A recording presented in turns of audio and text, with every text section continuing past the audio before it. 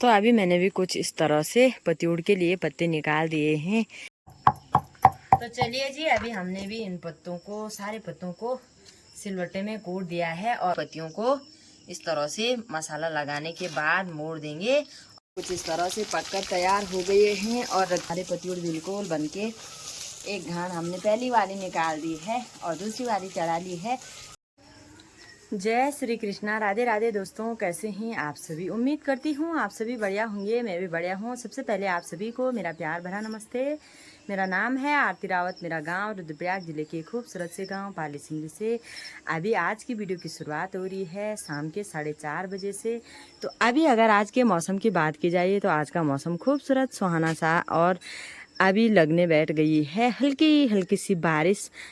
तो अभी जैसे ही मेरी तैयारी हुई खेत की ओर जाने की, जहाँ पे हमारी धान की खेती है निराई करने की, तब तक बारिश आ गई है। ये वाले चोला, इसको चोलाई भी बोलते हैं और वैसे हमारी गढ़वाली भाषा में बोलते हैं मारछू।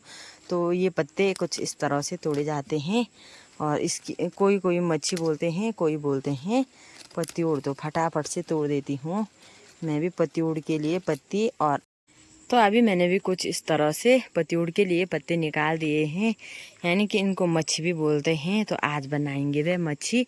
और जब हम लोग छोटे छोटे थे तो मेरी मम्मी बनाती थी इनको, बाकी मैंने शादी से पहले कभी बनाया नहीं है और शादी के बाद तो बनाया है। और मम्मी ने उस समय ना ऐसा भी नहीं था कि मम्मी हमको सिखा ले, पर थोड़ा थोड़ा सा जो देखा है मम्मी को करते हुए कि मम्मी ऐसे ऐसे कर रही है, तो उसी तरह से मैं भी कोशिश करूँगी। तो कोशिश करने वालों की हार नहीं होती है और अब पता चल रहा है काश उस टाइम बोलते मम्मी हमें भी सिखा ले, है ना।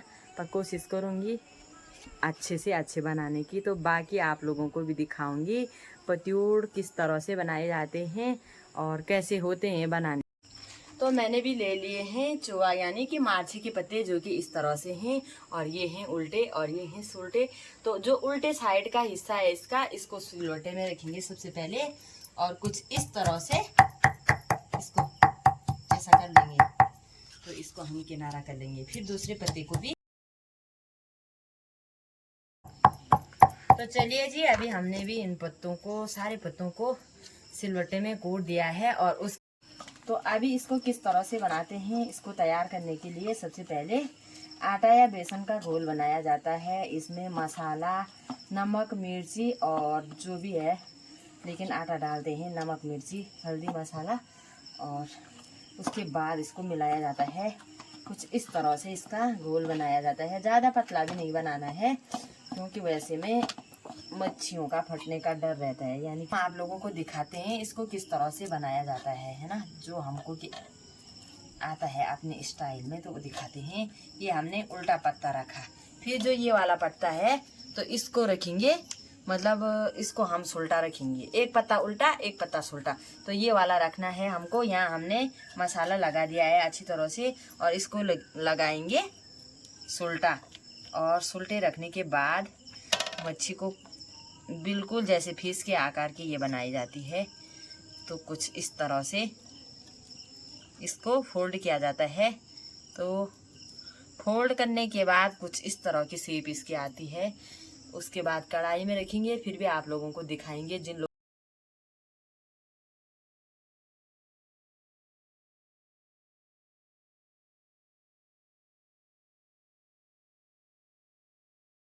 आजकल बरसात के मौसम में लकड़ियाँ काफ़ी गीली हो रखी रहती हैं, तो बहुत दिक्कत होती है आग जलाने में। तो बहुत मेहनत करने के बाद फाइनली मेरी यहाँ पे आग जल चुकी है। बाकी लकड़ियाँ गीली गीली हैं और उधर की साइड बारिश आ रही है हल्की हल्की। तो मैंने चूल्हे को रखा है कुछ छत के नीचे से, तो देखते हैं। आग तो जल गई है अब। तो अभी मेरी कढ़ाई भी चूल्हे पे चढ़ चुकी है और इसमें मैंने सरसों का तेल डाल रखा है।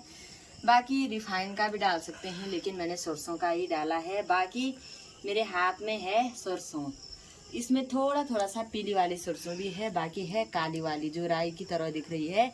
तो काली वाली सरसों ज़्यादा है। और इसमें ना जो भी पतिउड़ बनाते हैं तो इस वाले का तड़का, काली वाली सरसों का तड़का ज़रूर लगाइए। राई का भी लगा सकते हैं आप लोग इसकी जगह पे, तो बहुत ज़्यादा स्वादिष्ट होता है वह राई का तड़का इसमें।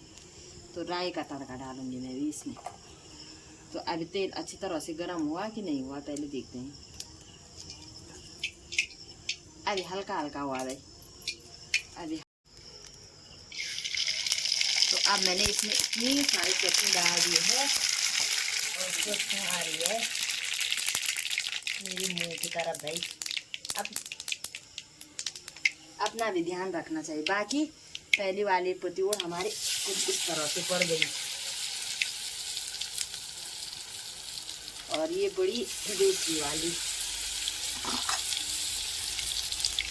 और ये गई तीसरी वाली। कुछ इस तरह से एक घाण हम पूरी करेंगे भाई इसको। ये देखिए जिन्होंने खाया होगा ना इसको तो वो बताएंगे भाई। और आपके यहाँ किस तरह से बनाते हैं आप लोग भी कमेंट जरूर करना कि आपके यहाँ किस तरह से बनाते हैं। तो फिलहाल के लिए हम इतना ही रखेंगे और बाकी मतलब ज़्यादा भी नहीं डालेंगे एक साथ में, क्योंकि पकने में बहुत ज़्यादा दिक्कत होती है। तो अभी एक साइड अच्छी तरह से पक चुका है, बिल्कुल करारी करारी हो गई है हमारे पतियोड़। तो दूसरी साइड पलटेंगे भाई कुछ इस तरह से। तो मेरी मुँह में ना आँच भी आ रही है। वैसे ही आजकल बहुत ज़्यादा गर्मी हो रही है पर क्या करें, पापी पेट का सवाल है ना। बच्चों की डिमांड थी भाई मम्मी कब बनाएगी। तो कुछ इस तरह से देखो भाई, ये देखो कुछ इस तरह से पकते हैं, बिल्कुल करारी हो रखी हैं। कुछ इस तरह से पककर तैयार हो गए हैं और रखती हूँ इनको टोकरी में कुछ इस तरह से। तो ये देखिए जी हमारे पतियोड़ बिल्कुल बनके एक घाण हमने पहली वाली निकाल दी है और दूसरी वाली चढ़ा ली है। तो इस तरह से बनाएंगे तो आप लोगों को अच्छी तरह से नहीं दिखाई दे रहा है। तो ये देख सकते हैं ये बनकर तैयार हो गया है। और तो अभी हमारे पतियोड़ कुछ इस तरह से बनकर बिल्कुल से तैयार हो गए हैं। तो सबसे पहला वाला पतियोड़ चढ़ाएंगे भगवान जी को, उसके बाद खुद चखेंगे। तो मैंने भी निकाल दिया है एक पतियोड़, यानी कि बिल्कुल मच्छी की तरह यानी कि फिश की तरह दिख रहा है। तो चख के देखती हूँ कैसा हो रहा है। तो आप लोग भी खाओ, मैं भी खाती हूँ।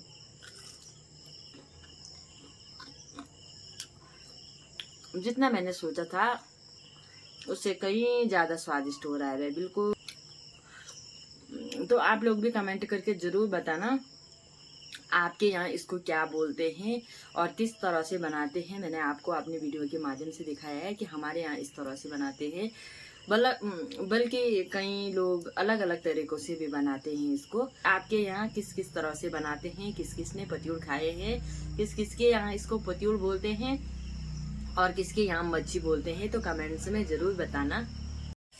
बाकी हमारे यहाँ पतियोड़ को ना जैसे अब त्योहार आता है जन्माष्टमी का त्योहार या श्रावण महीने का सोमवार आता है, तो उस दिन भी जैसे त्योहार के दिन भी इसको बनाते हैं।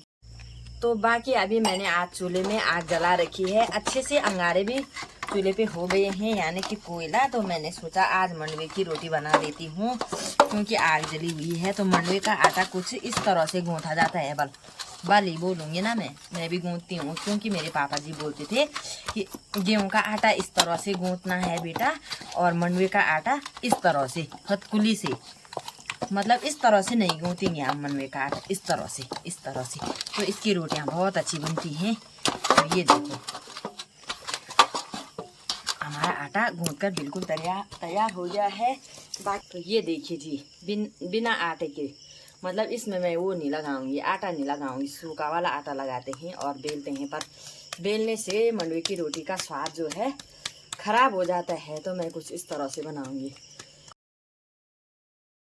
जितना स्वादिष्ट होता है ना उतनी ही उसमें मेहनत भी लगानी पड़ती है भाई। इतना ज़्यादा आसान नहीं है चूल्हे में खाना बनाना, बहुत मुश्किल होता है। जिन लोगों ने बनाया होगा पहले के लोगों ने, आप देख सकते हैं मेरे तो आंसू ही निकल रहे हैं जैसे कि किसी ने मेरे को मारा है। लेकिन